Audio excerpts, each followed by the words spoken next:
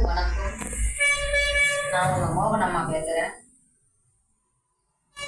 இந்த வருஷம் முடியறதுல நம்ம இருக்கிறோம்.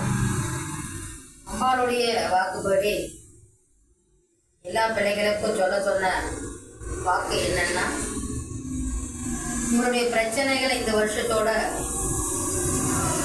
தீரணும்.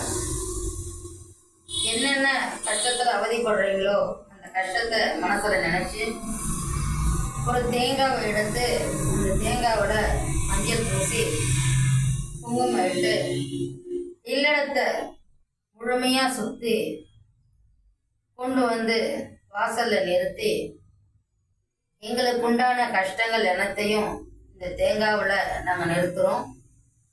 எங்களுக்கு உண்டான கஷ்டங்கள், கவலைகள், பிரச்சனைகள், உடம்பு